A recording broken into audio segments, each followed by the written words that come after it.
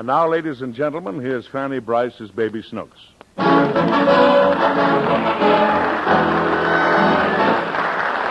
Well, Daddy, played by Hanley Stafford, has a new toy. For Christmas, his boss gave him a powerful shortwave radio set.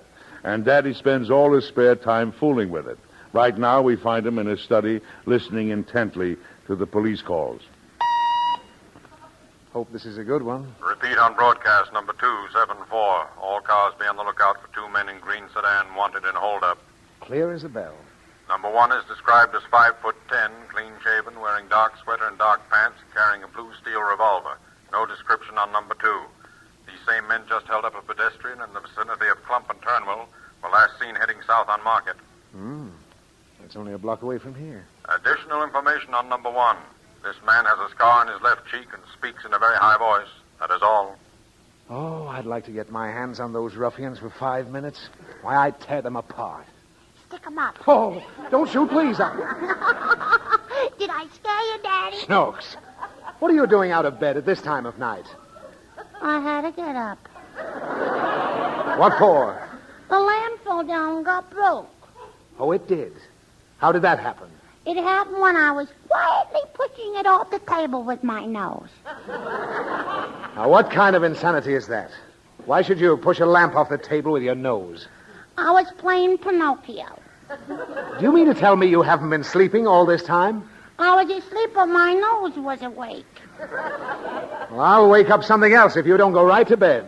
I'm afraid to sleep in the dark, Daddy. Oh, nonsense. Am I afraid to sleep in the dark? No, Well, but you got Mummy to look after you. never mind that. You go back to your room. All right. Daddy, What is it? when I get married, can I sleep with the light on? No. Why? Because only owls sleep in the light. Then I'm going to marry an owl. All right, marry an owl. What if he lays an egg in my bed? Oh, stop that silly talk and go to sleep. It's after 1 o'clock in the morning. No, it ain't. It is, too. You think I'd lie to you? Uh-huh. What? Let me see your watch. No. If I tell you it's 1 o'clock, it's 1 o'clock. The time is now 9:15 p.m. Who said that, Daddy? Oh, yes, that's on the shortwave set. Uh-huh. He means Eastern Time. He's broadcasting from New York. JFTR Los Angeles Police.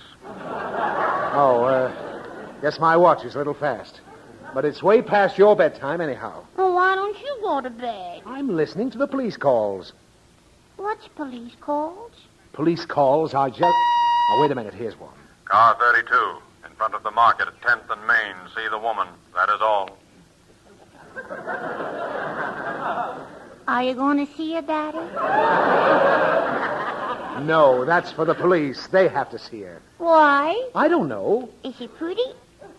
It doesn't make any difference to the police whether she's pretty or not. Don't it? No, Why? because they have a job to do.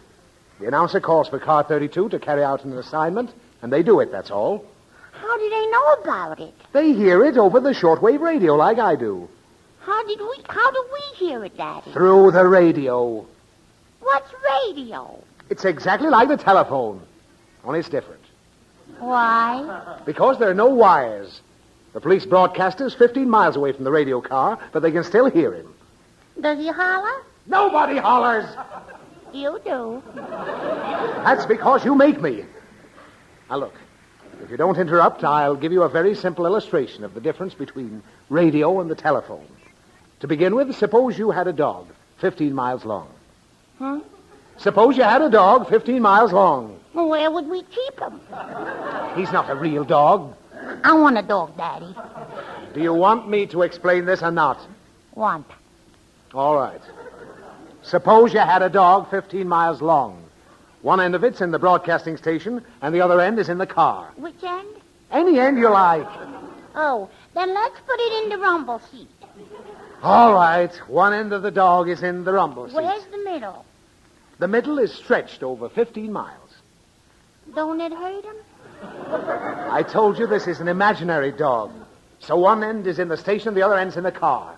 Now, if you kick him at one end, he barks the other. Comprehend? Copperhead. Well, what do I mean? If you kick him in the rumble seat, he barks in the station. Right. That would be the telephone. Well, what's radio? The same thing without the dog. Good night, you're going to bed. Good night. No, I ain't. Now listen, Snooks, I'm warning you. Car 11A in 22's district. Investigative shooting at the elite ballroom at 4th and Hedge. They're holding a suspect. This man might be the same one who robbed the grocery store earlier this evening. He's also wanted for forgery, possible hit and run, arson, grand larceny, and murder. Is that all? That is all. There. You see the kind of people roaming around, Snooks? Now you get in bed where you'll be safe. All right, Daddy. Car 14 at the rear of 166 North Clump. A prowler. That is all. That's our house, Daddy. Yes, so it is. Well, maybe you'd like to stay up a little longer, Snooks. No, I want to go to bed, Daddy. Okay. On the way to your room, have a look if that back door's locked. It ain't on my way to my room. Well, you can stop off in the kitchen to have a drink, can't you? I ain't thirsty. Good night. Well, good night. Kid's scared of her own shadow. I wasn't so comfortable, I'd go see for myself. All cars, attention. 2 hold-up men in the green sedan have been seen again at North Clump. What are they hanging around here for? The man with the high voice is very dangerous. Shoot on sight. That is all. Must be a pretty tough egg if they do that. Stick 'em up. Oh, don't shoot, I'm a poor man. It's me again, Daddy. You little devil. I ought to give you a sound thrashing. Now go right to bed before I do. Good night. Kid's positively fiendish. Wait till I get hold of her in the morning. I'll... Pick him up. Snooks, I've warned you. Pick him up. Oh, you can't scare me anymore. And if you don't go to bed before I count 3, I'll give you a spanking. You hear me, Snooks? This ain't Snooks, and reach for the sky. Oh, this is going too far. Oh! It's the high-voice burglar. Yeah. Don't shoot, please. Take anything you want. Who's there? Don't squeal. It's nobody, officer. Officer? Yes, there's a cop upstairs. I had him come in to look at the gas meter. Are you sure it's a cop? Why, of course. But if you leave, I won't turn you in. Who's there, Daddy? A cop, eh? Why, I ought to blow Oh, your... no, please don't. Open in the name of the law. Holy smoke! They're outside. I'm going. After him, Sweeney, through the front. Oh. Daddy, what happened? Huh? Oh, nothing. Terrible burglar came in, but I got rid of him. Did you? Why, certainly. I wasn't going to let that big bruiser frighten me. I took his revolver out of his hand and threw it at him. You're wonderful, Daddy. Then I pitched him out through the window. Luckily, the cops were outside and they caught him. Good thing I was awake when he came in, wasn't it? Uh-huh. Well, come out from under the sofa and let's go to bed. Huh? Oh, how did I get under here? I know. Oh, mind your own business. Good night. Good night, Daddy.